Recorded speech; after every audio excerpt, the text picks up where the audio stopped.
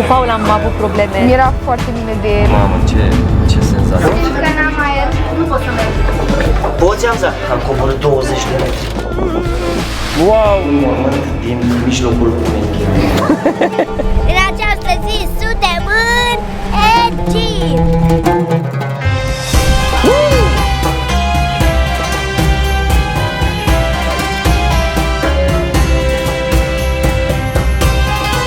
Este absolut superb. Superb! E superb. E ce trebuie.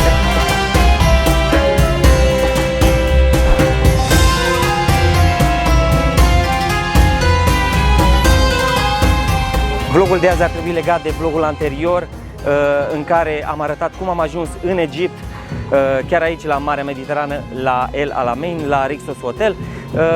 Bun, haideți să plecăm și la piramide, pentru că suntem relativ aproape de Cairo și asta e o chestie emblematică, n-ai cum să pierzi piramidele dacă vii în Egipt.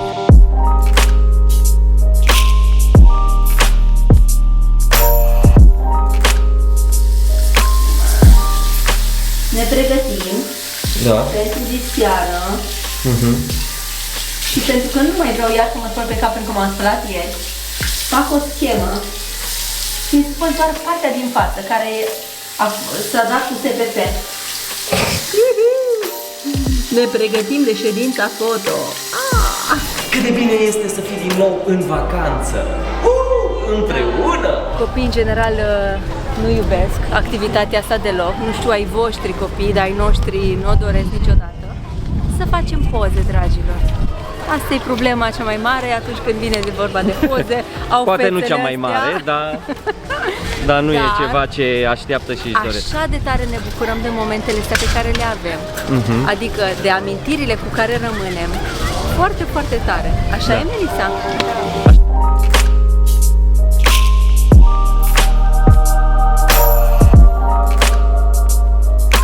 Guys, ia uitați cum arată hotelul Rixos Alamein la Asfințit. Deci paleta de culori este absolut superbă și lumina e wow. Am făcut și niște poze foarte frumoase și dacă vreți să le vedeți puteți să intrați la mine pe Instagram, pe sara.mateș și să ne susțineți și acolo. Ne-am trezit la 6 dimineața și am plecat de aici, de la hotel. Astăzi este o zi specială pentru că vom face o chestie ce o așteptăm de mult și, sincer, mai ales eu și cu Amza. Mergem la piramide. Sicriele le-am văzut în Londra. Aici vom vedea doar piramidele. Hai să mergem ca să nu întârziem. Pentru că plecăm de vreme, hotelul ne-a pregătit mic dejunul la pachet. Așteptăm ghidul câteva minute și plecăm. Wow, cât de frumos e răsăritul! Vedeți, copii? Bună dimineața! Bună dimineața, domnul Paul.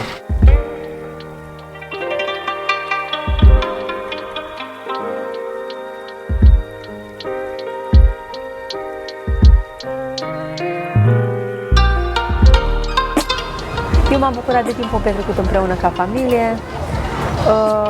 Copiii au dormit tot drumul. Aoleu, cu Paul. Cu Paul am avut probleme drumul ăsta. I-a picat rău o cafea de dimineață. A băgut așa, nu știu, pe rapid, pe repede înainte, habar n-am, nu vreți să știți cum a fost. Deci el acum vomită. Vezi, a băut cafea, nu i-a picat bine și a rămas în stomac. Mamă, ce senzație m-am trezit în somn cu voma. Aoleu, și am dat la rațe, cum se zice, groaznic. E că mi-am revenit acum. Am început cam cu stângul dimineața, dar chiar n-am nicio explicație, nu știu ce mi s-a întâmplat până la urmă, dar ideea e că după ce am vomitat m-am eliberat și m-am simțit extraordinar. Ne apropiem de Cairo și începe afară să fie tot mai animat, dispare deșertul și apar clădiri și vegetație tot mai mult. Sorry că v-am spus treaba asta, dar gândeam că mă interesează poate exact cum e toată tura. Eu dormeam și aveam picioarele pe scaunul lui tata când am auzit că vomită așa de bine. Prima dată mi-a fost un pic scârbă, că eram, eu să nu vomite pe mine, dar după când am realizat că vomită, mi-era foarte bine de el, că vomita în continuu și mult și era așa sărac, că e oribil, eu nu suport să vomit. Te-am trezit... Da, dar mie e bine de tine. Mai ți rău? Mi-a mai trecut acum. Plus că lui tata nu este foarte des rău, dar când e rău, e rău și mi-e milă de el. Pentru că așa sunt bărbații, cred, că toți exagerează sau simt poate durerea mai tare decât noi fetele, dar... Amza, ia să fii numai atent să vezi că cu cât intrăm mai mult în Cairo, cu atât o să începi să auzi mai multe claxoane și să vezi numai cum o să conducă șoferul. O să semnalizeze, face semne, frâne, claxoane.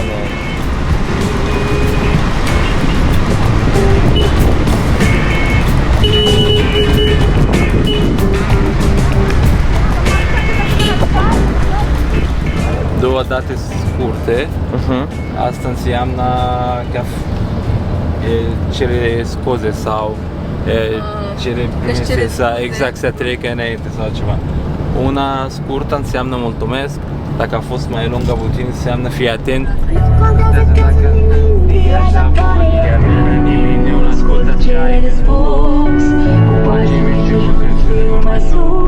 Bravo, Nabil! Strigă, așa trăim noi, chiar dacă valul este împotrivă. Strigă și cântă cu noi, când agricultora este frică. Noi lăsăm prin ploaia care pică din noi și viața o trăim diferite culori. Și strigă, așa trăim noi, așa trăim, așa trăim. Dați seama că el a învățat versurile astea pe de rost? Ne-am întâlnit cu el de 2 zile doar. Inima înșelătoare joacă pentru ea, dar Dumnezeu era Totul despre ta. așa. Zi și mie, tata, lasă-te pe tine că de aici începe viața. Strigă, așa trăim noi, așa trăim, așa trăim. Bravo! Ce onoare foarte, Da, foarte acum mare. aveți și fani din Egipt.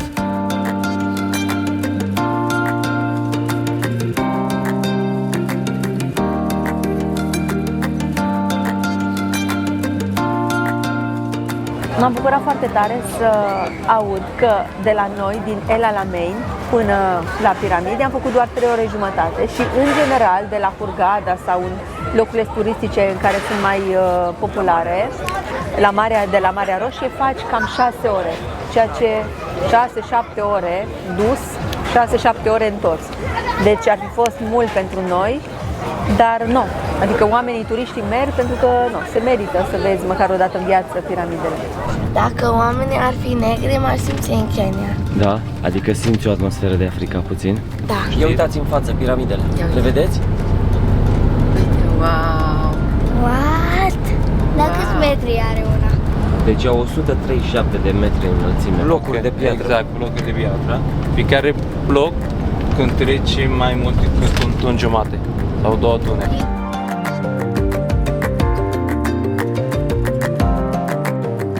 Mai sunt și altele. Câte sunt? Da. Aici sunt 2 sau 3 sunt aici. Aici sunt 3, nu? Și în tot Egiptul mai sunt multe, 10. Well, când am auzit că mergem la piramide, eram gen... Yes, speram că o să mergem. Nu știam cât de mari, adică știam că sunt mari, dar așa mari, deci de 1000 de ori mai mari decât în poze. Bună dimineața! Bine! Ați venit în Giza. Da, Am ghidul vostru de astăzi. avem și biletele. Putem să intrăm. Adică 3 luni pe an. Adică nu au lucrat tot anul.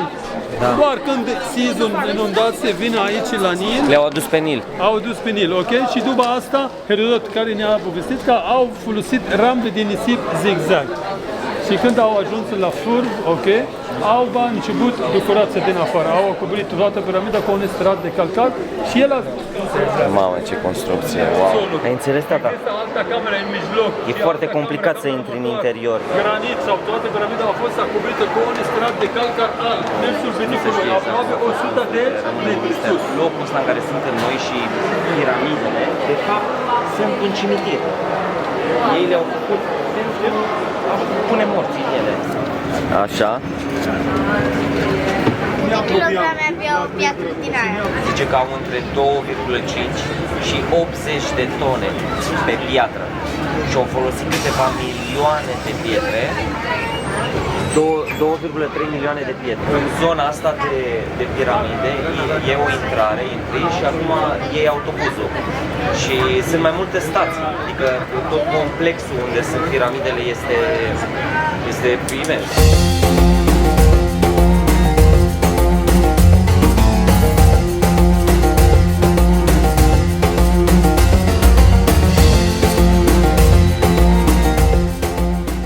Zicea ghidul nostru că noi venim în Egipt pentru vreme frumoasă, pentru soare, dar ceea ce le lipsește lor este verdele, e culoare, au toate culorile mai puțin verde.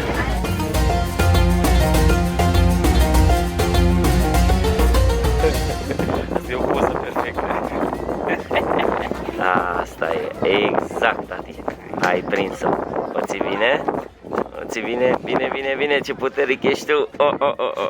Deci în partea aia acolo se vede Cairo și acolo este Nilul.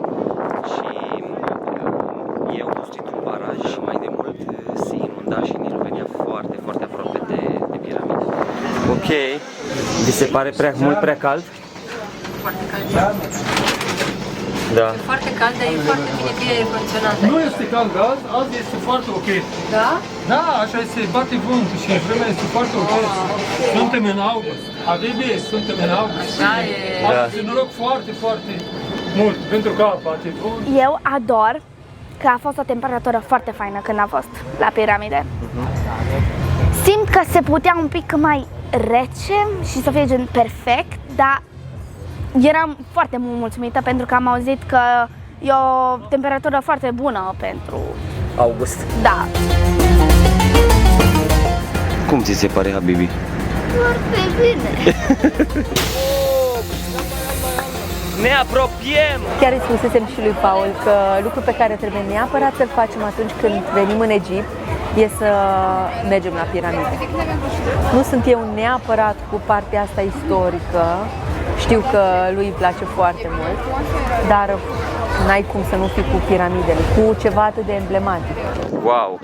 Miroase un pic ca în România. De ce? Camila. Cacare.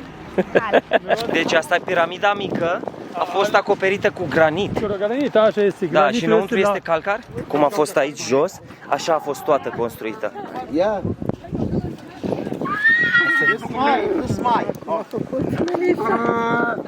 The smile, hold on. Ia că îți râde, doar îți râde. Auzi, am zis. Mai ții minte în Israel când te-ai mers? Da?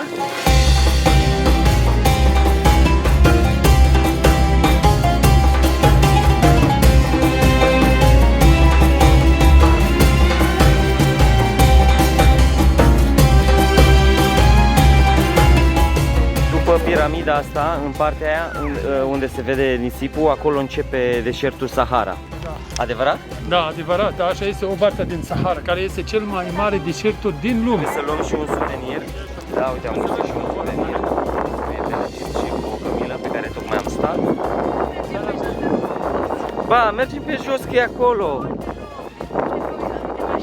Nu, ăla merge în altă parte. Cumva cred că din toată excursia asta eu și Anza eram cei mai încântați că urmează să mergem la piramide.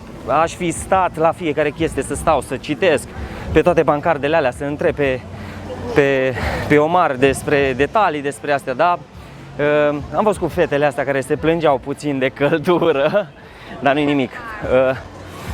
Să știi, că vă zic concluzia de acum. Dacă ar fi să mai venim încă o dată, vreau să venim în Cairo neapărat, dar să nu stăm câteva ore și să stăm câteva zile ca să nu pierdem cultura și să explorăm cu adevărat ce înseamnă viața de egiptean în oraș. Suntem în locul în care se vorbește în Biblie foarte mult. Viața omului este comparată cu ieșirea din Egipt. Cu profetul Moise, da.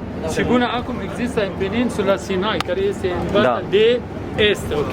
Da, da, Din da. punct de vedere este în Asia. De El acolo a trecut interzis. Marea Roșie Da. și există un loc care el a stat acolo. Da, da, da, da, Se da. numește Ayun Musa, care înseamnă ochii lui Moise. Sunt mulți care zic că piramidele sunt construite de evrei, dar nu este adevărat, pentru că sunt mult mai vechi.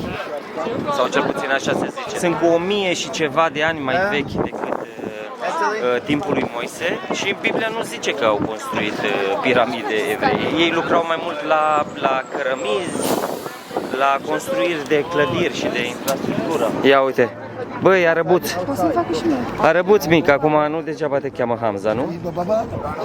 Plătim pe Ai. Da, مش جاي عليك يا باشا. يا عم ما خلاص ما انا قلت Dacă negociezi excursia cu tur operatorul potrivit, cu Join Up de exemplu, primești un ghid care ține cu tine.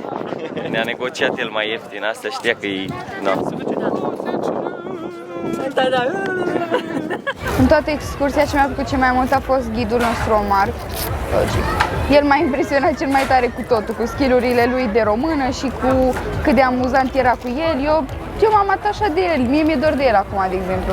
Și normal și de Nabil, pentru că pe el am văzut în prima zi. Din prima zi eu n-am crezut că o să întâlnim un arab care să știe atât de bine român. Wow, cât de imensă e! Deci piramidele au fost construite aici pe o, cum ar veni, în carieră, Carieră, să numim așa, pentru că aici e un munte de calcar. Așa este sud, est, vest. Dar din sus putem să vedem că Marea Piramidă are 8 late. Când vedem din sus, că fiecare latură este la fel ca așa. Fiecare latură e ascuțită. Da, perfect. Asta trebuie să o iau În care intrăm? Zi, v-ați mai revenit cu temperatura? Nu. Nu? Mai e ok că nu-mi bate direct în cap, că eu cred că încă mă doare capul. Poate că n-am băut foarte multă apă. Ce, Hamza? Încă sunt într-un cuptor gigantic. Pentru mine n-are sens Ce să aibă sens? cum le-au făcut. Da. Fără, adică, să fim sinceri, arhitectura din zilele de azi e efectiv jalnică, totul e pătrat și n-are nicio formă. Și avem și toate oportunitățile, adică putem să facem chestii pe care ei nu le puteau face. Că avem motoare, Da, utilaje. de toate, macarele. Macarena! Auzi, iubi, că noi acum putem construi pentru că avem macarene. Macarale! Sincer, mie piramidele mi se păreau că în realitate sunt mai mari decât mi le imaginam în capul meu. Nu știu de ce, dar așa am avut impresia asta. Spatele la scară, tata cu spatele la scară. Exact. Paul e o șmecherie în interior. Da. Poți, Hamza? Te descurci? E cald. Ți-e cald? Paul, eu nu pot să merg. Ce? Nu pot să merg. De ce? Hai! Sunt claustrofobă. Hai, mă, Nu iubic! pot, iubi, simt că nu mai am aer. Mamă, deci intrăm în piramidă chiar acum. Mamă, ce cald e! Am coborât 20 de metri. Simt că n-am aer. Miroase foarte rău. A ce e, tati? De bare, nu știu. Transpirație. Adevărul e că miroase foarte tare a transpirație. Și vezi cât de transpirați sunt? Ia uite și oamenii ăștia cât de transpirați sunt. Uite, aici e camera mortoară. Așa arată un mormânt din mijlocul unei piramide. Wow! Mi-a plăcut experiența. Chiar aș mai face o dată. Wow! Înapoi e mult mai bine, văd, dar mult am coborât.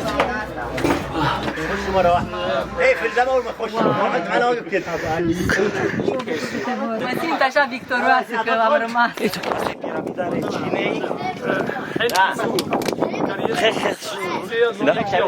Da, soția lui Cheops care a făcut piramida asta. Ei au săpat în stâncă, da? Și au făcut toată chestia asta și peste au pus pietrele și au făcut-o în formă de piramidă. Ăsta e un cavou. Exact, da. Da. Săpat, după care au făcut niște... Exact. De au făcut într-un deșert. Nu. Păi atunci nu-i greu. Nu. Da, dar imaginează-ți că pietrele de pe cealaltă piramidă care au placat au fost aduse de la 1000 de kilometri. Înțeleg că e mai greu, dar altfel. Și astea sunt grele, că au 20 de tone cât e un bolovan din ăsta. Glumesc. Cred că dacă vii în Egipt, este o necesitate, adică trebuie să vezi piramide și dacă pe moment poate n-aveam chef, doar datorită drumului. E o experiență foarte faină de avut și e unică, adică clar nu vezi în fiecare zi. Acolo se poate intra să vezi ce am făcut noi cu piramida asta mică, să intri, să mergi să vezi piramida mare. Ai fi vrut să intrăm înăuntru? Pe Hamza nu-l mai scoteam dintre pietricele. El ar fi stat să meargă în fiecare scorbură, să exploreze cu tăticul lui. E foarte ca Paul.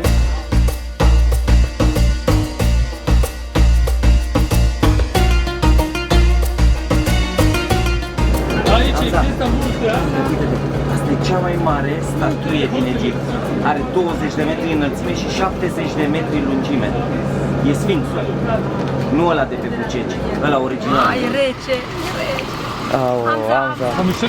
Cum e să bei apă? Nu e așa rece, dar e ok. E perfectă cât să poți să bei rece. Rapid. Într-adevăr a fost foarte cald. A fost foarte cald, am avut aer condiționat tot timpul drumului. A fost așa, mașina răcoroasă. Nu, a fost chiar toate condițiile. Atâta. Când ne-am plimbat în deșert, am simțit deșertul la puterea 100. Deși, ținând cont că suntem în august, a fost foarte ok. Foarte ok, foarte suportabil, dar nu, am simțit că am fost în deșert. Acum am venit într-o zonă de mâncare, de bufet. Fiecare mănâncă ce vrea, asta e inclus în pachetul de tur. Deci am ajuns în paradis. Da. Mi se pare că arată foarte bine. Wow! Au venit aici. Thank you! Mamă, ce e aici? Wow! Ce zici, Hamza? Vrei să-ți dau și ție niște kebab din ăsta? E foarte bun. E superb. Foarte bun kebabul. Deci e superb, Vine superb. cu ceapă și cu legume. Wow, superb. Și toate legumele al dente, așa, superbe. Restaurantul din Cairo este foarte fain. A fost foarte fain, o experiență care chiar trebuie să o vezi, știi, că am fost în Egipt și el e mai tradițional. Și era fain, era foarte similar cu ăla din Israel, care am fost, din Israel. Și mâncarea a fost foarte bună. Mici cu o gaură înăuntru, că știi cum au ei. Kebab, de la... Da, kebab, dar arăta așa ca un mic. Și eu zic, România! Deci ăsta e papirus? Asta este papirus. Wow! Deci fiți atenți, să vedeți cum arată papirusul original, că noi știm doar că e hârtia aia specială. Dar asta e planta, ia uite. Mamă, nu... Vai de mine. Ar fi trecut pe lângă mine planta asta și nu m-aș fi gândit niciodată că ar fi papirus. You remove the green part. As you see, the green part is very strong. That ancient Egyptians use it for making shoes, sandals, and baskets. Deci ei făceau din planta asta și încălțăminte, și coșuri, și hârtie, și de toate.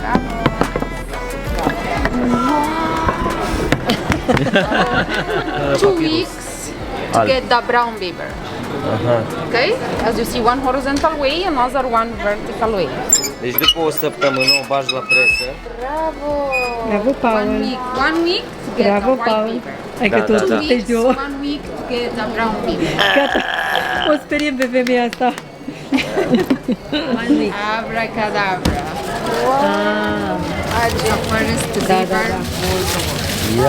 Ca să vezi că dacă e originală sau fake, o pui frumos la lumină și vezi că trebuie să aibă și dungi orizontale și verticale.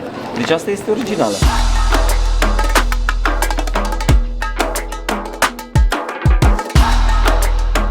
Mi se pare un suvenir și o amintire foarte faină. Da. Originală, autentică, personalizată. Și o să țină și mii de ani. Știți că cele mai vechi papirusuri au și 4000 de ani, poate și mai mult?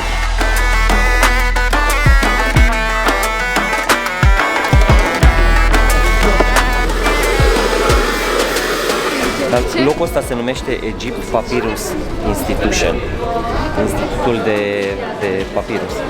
E foarte fain, nu? Mi s-a părut o chestie interesantă.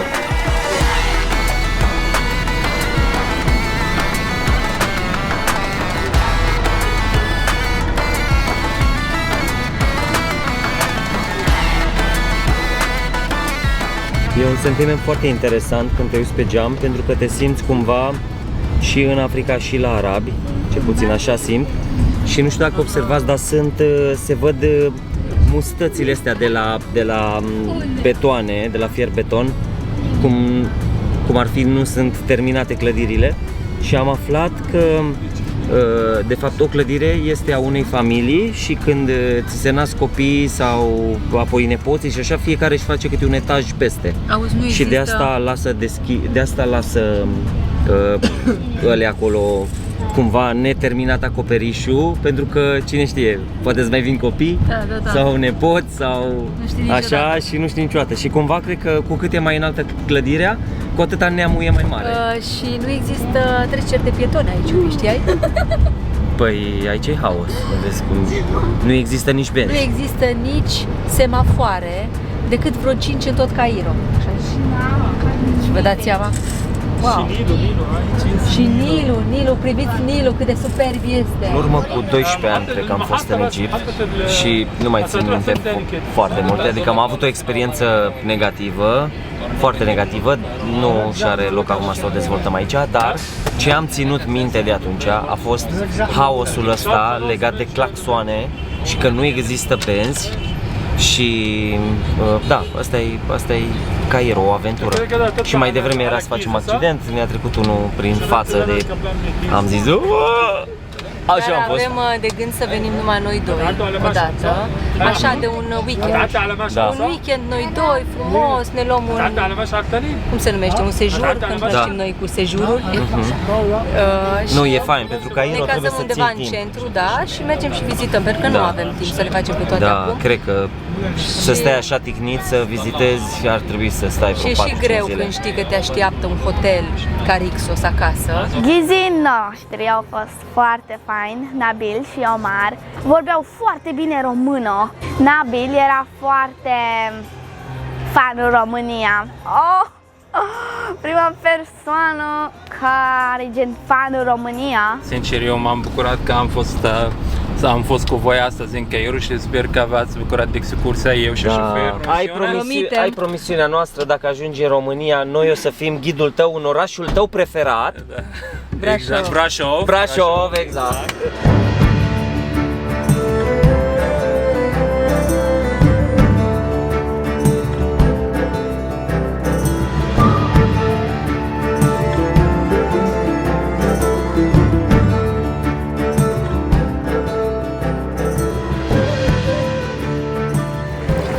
Vita, ții tu minte că în urmă cu 22 de ani, într-un pichet din ăla de Salvamar, te-am întrebat dacă, exact,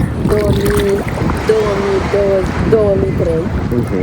te-am întrebat dacă vrei să fii prietena mea și ți-am spus că dacă ne împrietenim, eu am gânduri serioase. La 18 ani, ce gânduri serioase, eu aveam 16. Exact. Noi suntem din aia, din epoca de piatră, când se întrebau, vrei să fii prietena mea? Și eu trebuia să accept, deci deja era un prim pas de cerere de prietenie. Da, frumoasă apa.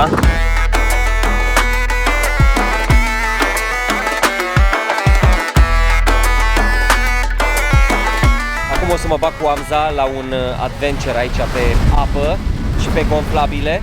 Trebuie să ne punem vestele de salvare și să ne aventurăm. Gane, tu ești gata? Da. E foarte bine. Ne pregătim, ne-am pus vesta și mergem pe gonflabile. Ești trist? Nu. Așa pari. Dar mi-e frică când să sar acolo. Că acolo nu vreau. Dacă nu vrei, nu trebuie. Eu nu o să sar pe ăla. Mama. Eu mai am și camera asta în mână.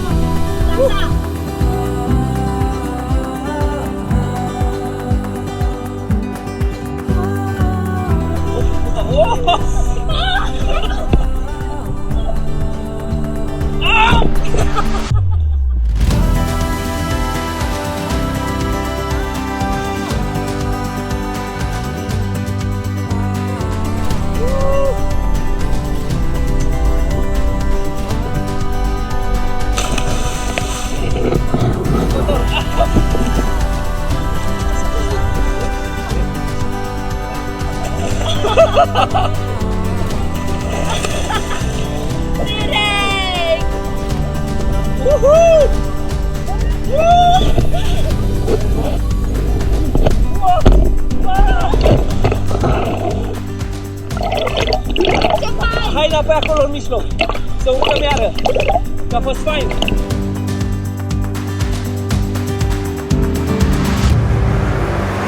În vlogul anterior vă ziceam că sunt mai multe restaurante à la carte la care poți să îți dai, să-ți faci rezervare. Vreau să vă arăt și o mică experiență pe care am avut-o cu Amza la restaurantul cu grătar, Mangalei zice, în care el a ținut neapărat să mergem, doar noi doi, pentru că vrea să mâncăm niște coaste de miel. Drăguțul de el. A fost absolut superb. Moment din ăsta așa, tată-fiu. Beautiful chef. Thank you. Wow, big chef. Big chef. Big chef today. Păi te înțeleg, Amza, de ce vrei tu să vii aici? Că tu ai știut dinainte. Ia uite, miel, vită, kebab, wow. Da, direct în grădină aici. Voi, ce experiență frumoasă. Absolut superbă. Deci sunt familii de toate.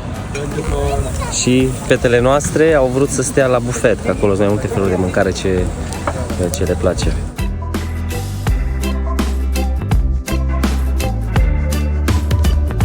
Mie mi-a plăcut foarte mult Egipt, a fost o experiență care nu am mai avut-o așa. Să zicem, ieri am fost în mall la un marketplace, era o grămadă de mulți arabi care se uitau la noi și era așa cam ciudat.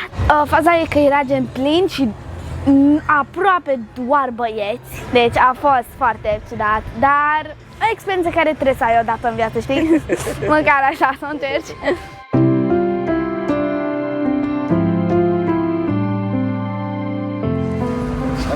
Asta mi se pare. Și mie mi se pare și ăsta fain, nu, și ăsta fain, e fain. E deosebit, dar și ăsta.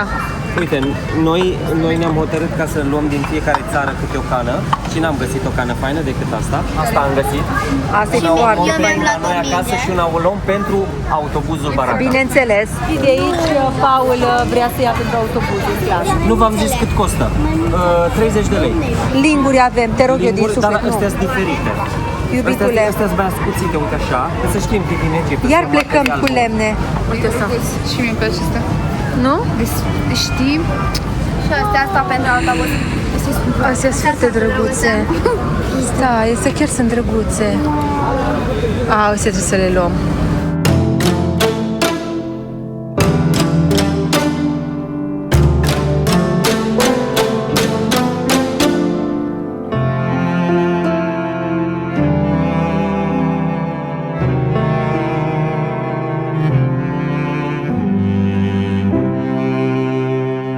Trebuie să vedem cum s-a încheiat ziua. Noi încheiem seara asta cu ceva bun, specific de Marea Mediterană. Ai impresia că o să fie bun? Eu am impresia că o să fie super bun. Tot bun. Eu mi-am comandat cu o ureche la voi. Adică vreau să gust de la tine, care vreau să gust și de la tine. Ești pregătită? Trebuie să vii mai aproape de mine. Da. Amza, vreau să gust și de la tine. Noi am avut... Noi oricum mâncăm unul de la altul, deci...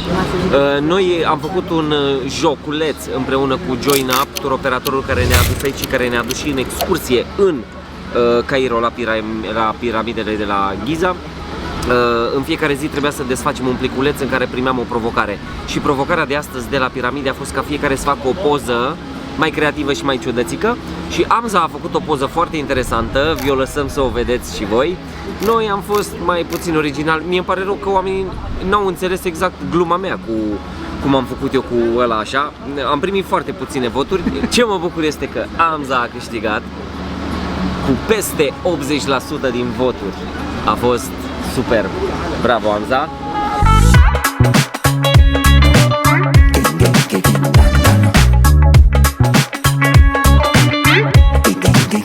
Deci mie cred că într-o săptămână mi-a fost foame de 2 ori maxim. Că în rest am mâncat atât de în continuu încât nu am simțit nevoia nu am simțit foamea. Dar mâncare foarte bună și îmi place că mâncare non-stop. Adică dacă ți-e foame, oricând posibilitatea să mănânci ceva, pentru că atunci când nu este prânz sau cină sau așa, ești la piscină unde suntem acum și ai mâncare. Atât de rău ne pare că trebuie să ne luăm la revedere de la Egipt, dar poate o să revenim. Vă mulțumim că v-ați uitat până la final. Acesta a fost vlogul de azi și ne revedem curând la un nou vlog. Trebuie să ne luăm bagajele? Da, dar el nu poate să. De ce? Păi nu merge din nou. Păi nu merge, dar zicea omul care face curat că ne ajută el. What? În fine, ne vedem acasă.